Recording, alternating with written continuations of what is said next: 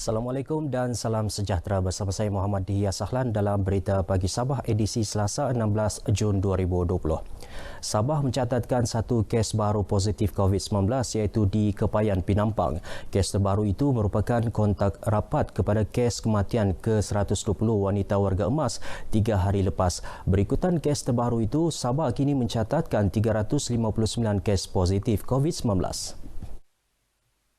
Menurut data yang dikongsikan Menteri Kesihatan dan Kesejahteraan Rakyat Sabah Datuk Pun Ming Fong di laman Facebooknya, 4 pesakit sembuh iaitu masing-masing satu di Kota Kinabalu dan Penampang dan 2 pesakit sembuh di Beaufort, menjadikan jumlah keseluruhan pesakit sembuh kini 345 orang.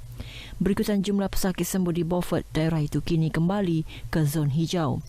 Ketika ini 7 pesakit masih menerima rawatan di hospital, manakala 349 orang masih menjalani kuarantin di pusat kuarantin dan 2,571 menjalani kuarantin di rumah. Angka korban akibat COVID-19 di Sabah kekal 7 kes. Langkah proaktif telah diambil bagi memastikan kempen kesedaran menderma darah dijalankan dengan mematuhi prosedur operasi standard SOP yang ditetapkan demi keselamatan penderma. Ketua Jabatan Perubatan Transfusi Hospital Negeri Sabah Dr. Shahnaz Irwani Sabri berkata, antara pendekatan diambil termasuk memohon kebenaran dan SOP daripada Majlis Keselamatan Negara MKN melalui Jabatan Kesihatan Negeri Sabah dan pihak berkuasa berkaitan. Bercakap kepada pemberita RTM di Kota Kinabalu, Dr. Shahnaz yang juga Ketua Jabatan Perubatan Transfusi Hospital Queen Elizabeth berkata, penganjuran kempen derma darah perlu dipergiat kerana stok bekalan darah di negeri ini berada pada paras agak rendah susulan pelaksanaan Perintah Kawalan Pergerakan PKP dan bulan Ramadan.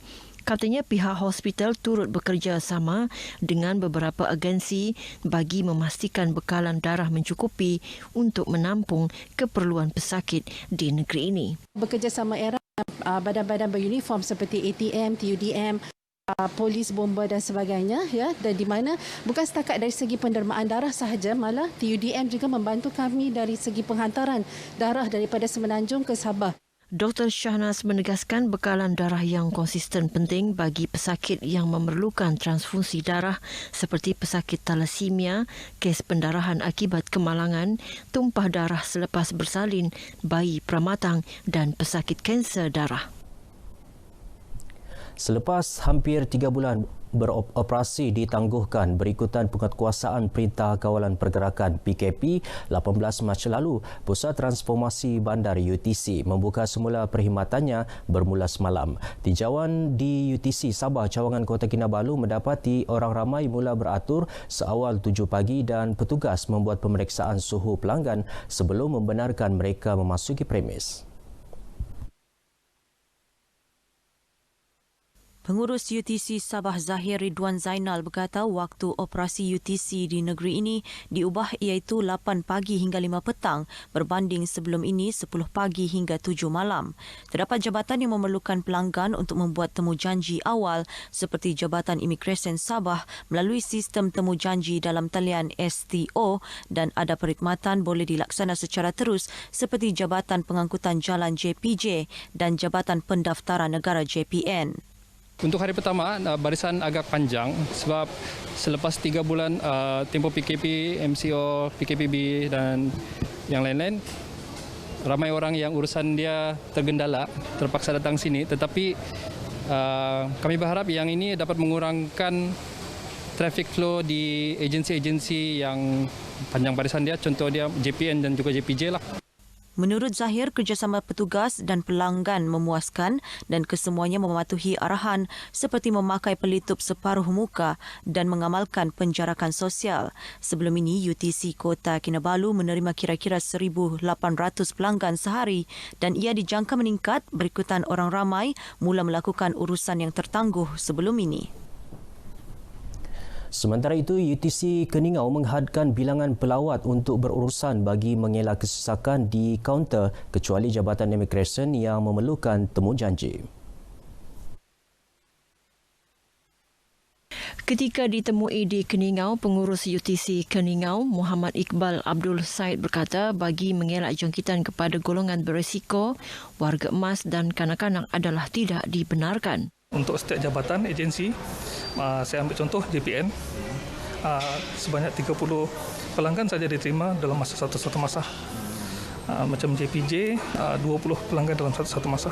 Meskipun berlaku sedikit kesesakan, orang awam masih patuh prosedur operasi standard SOP ditetapkan. Saya pun kebetulan untuk berurusan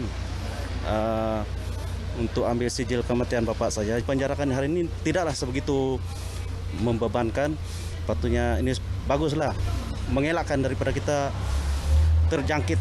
Di UTC Tawau dianggarkan lebih 1,000 orang hadir untuk berurusan dengan hanya satu laluan masuk dan keluar sahaja dibenarkan, manakala perkhidmatan lift hanya untuk golongan orang kurang upaya OKU, warga emas dan wanita mengandung.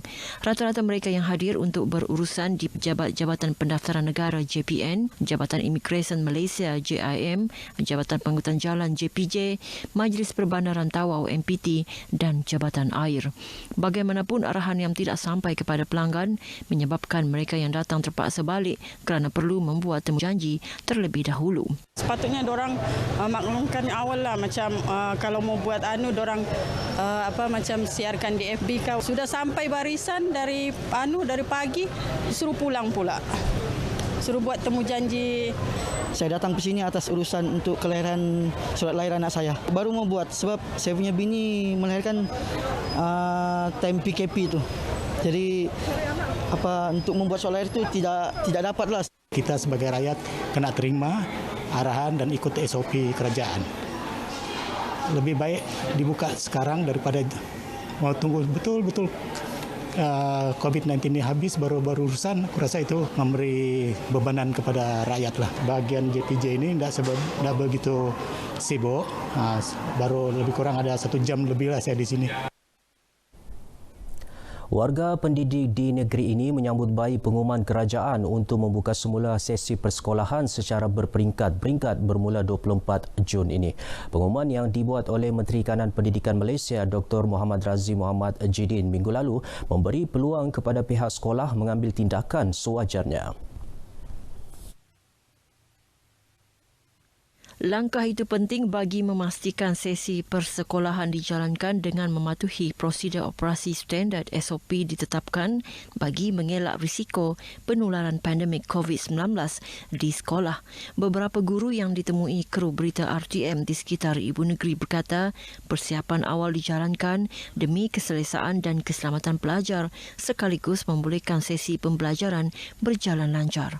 Membersihkan ataupun mensanitasikan peralatan-peralatan yang ada di sekolah dengan kerjasama pihak pembersihan sekolah juga. Selain daripada itu, menyusun meja murid dan kerusi murid dalam jarak yang telah ditetapkan.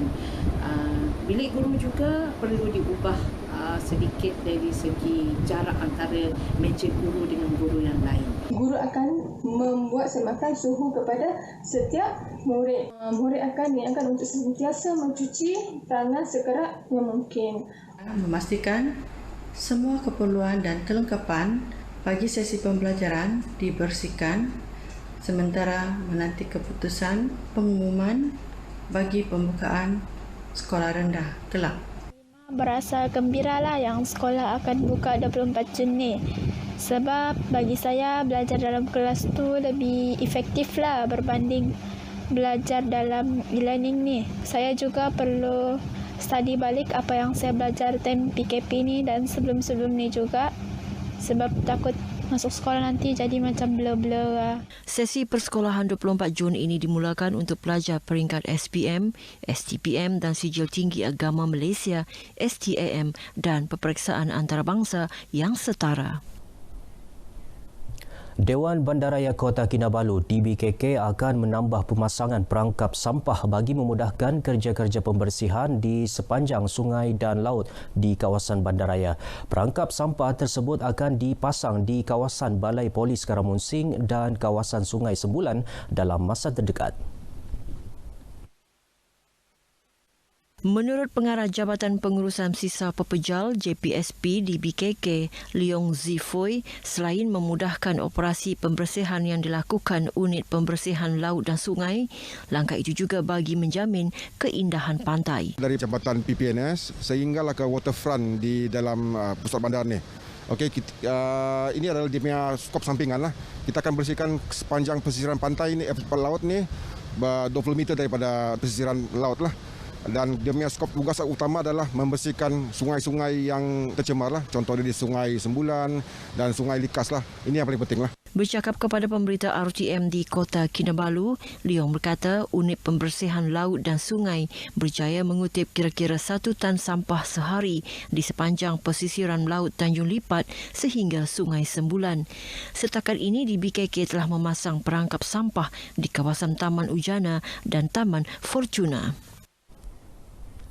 Sebanyak 14 pejabat agensi Barisan Hadapan yang bertugas sepanjang penguatkuasaan Perintah Kawalan Pergerakan PKP sehingga Perintah Kawalan Pergerakan Pemulihan PKPP menerima sumbangan kuih raya daripada UMNO bahagian Batu Sapi. Sumbangan daripada bahagian Pergerakan Wanita dan Pemuda UMNO Batu Sapi sebagai menghargai jasa anggota Barisan Hadapan yang berkorban nyawa ketika negara berhadapan pandemik COVID-19. Majlis penyampaian disempurnakan Penasihat UMNO Batu Sapi Datuk Samsudin Yahya menerusi jelajah penyerahan kuih raya kepada petugas Klinik Kesihatan Karamunting di projek perumahan rakyat Batu Sapi, Sandakan.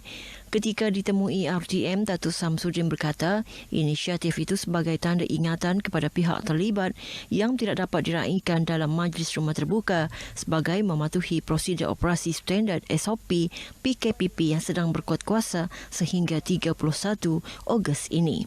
Ini adalah satu cara pendekatan UMNO bahagian Batu Sapi untuk mendekati frontlines yang berkhidmat. Jadi wanita, pemuda dan juga bahagian telah memikirkan satu acara yang paling baik untuk kita menghantarkan sumbangan-sumbangan kuih raya ini kerana kita tidak dapat mengadakan majlis rumah terbuka. Selain petugas hadapan, sumbangan turut disampaikan kepada kawasan rukun tetangga KRT dan petugas Jabatan Penyiaran Malaysia Sandakan. UMNO merupakan parti penting dan relevan kerana masih mendapat sokongan sehingga ke peringkat akar umbi. Penasihat UMNO Batu Sapi Datuk Samsudin Yahya, meskipun tewas pada pilihan raya umum ke-14 lalu, keyakinan ahli-ahli UMNO khususnya di peringkat akar umbi membolehkan parti itu terus kukuh. Sebenarnya UMNO ini di akar umbi begitu kuat sekali. Walaupun masa itu banyak yang telah bertukar, tapi kekuatan UMNO di grassroots begitu kuat sekali. Kerana mereka tahu bahawa hanya Barisan Nasional semasa itu yang boleh membantu rakyat. Beliau ditemui pemberita RTM selepas program jelajah kuih raya kepada anggota petugas Barisan Hadapan COVID-19 di Sandakan. Datuk Samsudin berkata UMNO juga mengalu-alukan kepada ahlinya yang ingin kembali menyertai UMNO untuk memperkukuh parti itu. Baik, sekian berita pagi Sabah. Teruskan menonton RTM, jenama media paling dipercayai di Malaysia. Saudara, budayakan norma baharu, jaga diri, patuhi arahan pihak berkuasa. Saya Muhammad Hiyas Sahlan. Assalamualaikum dan salam sejahtera.